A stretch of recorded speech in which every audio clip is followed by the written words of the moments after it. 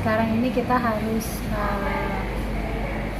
berterima kasih kepada seluruh lapisan masyarakat di Bali dan juga pihak pemerintah dan pimpinan daerah masing-masing dari segala usaha dan sinkron dengan kebijakan untuk masyarakat Bali yang tinggal di Bali telah berhasil menjaga kedisiplinan dan menjaga juga protokol kesehatan. Terbukti saat ini kita dari level 4 sampai level 2.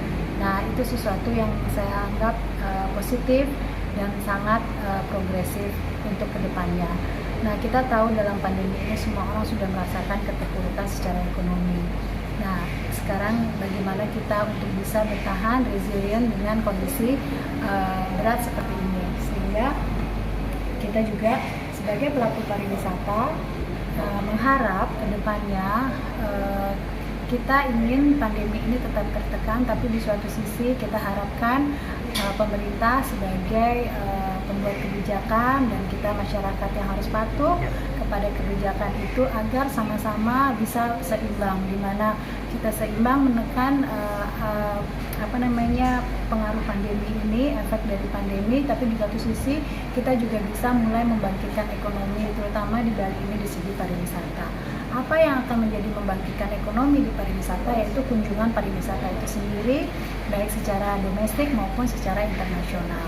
Nah, kalau apa yang menjadi pokok untuk mereka bisa datang ke sini, yang jelas adalah dari komitmen dari satu negara ke negara lain atau kalau itu domestik dari satu pulau, provinsi ke provinsi yang lain, itu hubungannya harus saling mensupport ya, karena kita tahu Indonesia juga bilang kita tidak membuka diri kepada negara yang tidak membuka diri untuk Indonesia.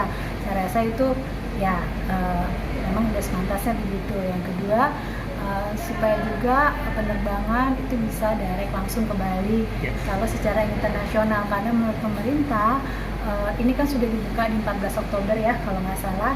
Nah, mungkin bisa diikuti dengan penerbangan-penerbangan yang lebih banyak yang bisa direct ke Bali. Dan satu sisi juga kami yang tahu PCR ini harus dilaksanakan karena merupakan ketentuan mungkin dari internasional, kesehatan, WHO dan lain-lain. Tetapi paling tidak bagaimana mengakomodir supaya kemampuan masyarakat untuk menjadi traveler itu tidak terlalu terbebani dengan syaratan-syaratan kesehatan, sehingga memungkinkan mereka untuk menjalankan atau bertraveling, baik itu sebagai wisatawan ataupun sebagai bisnis. Nah, itu aja harapan kami, ada keseimbangan antara kebijakan polisi yang dikeluarkan untuk menekan penyebaran pandemi ini seperti sekarang paling tidak bisa menurun ke level 1, tapi di suatu sisi juga bagaimana polisi ini bisa meringankan atau tidak begitu berat syaratnya untuk bepergian.